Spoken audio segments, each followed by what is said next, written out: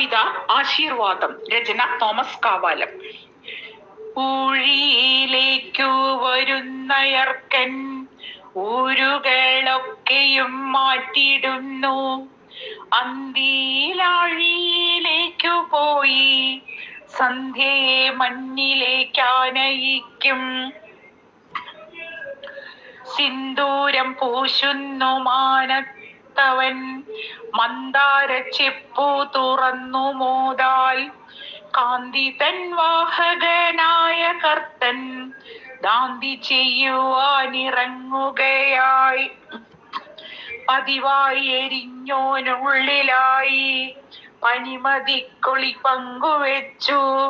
സാത്വികൻ പാരിനെയുമ്മ വെച്ചു അതിയായി ജീവിതം ഹോമിച്ചവൻ. വാതിൽ തുറന്നവനെത്തി നിത്യം വാഴ്വിനാൽ മാലകറ്റിയിടുകയായി. താഴ്ന്നവനെന്നില്ല ഉന്നതനും താഴ്മയോടെന്നെന്നും കാത്തിരിപ്പായി. തുമ്പയും തുമ്പിയും തുഷാരവും അൻപോടവനെയും നോക്കി നിൽക്കും. മന്ദാനിലന്റെ കരത്തിനാലെ മഞ്ഞിനെ വഹിച്ചിടുന്നവൻ.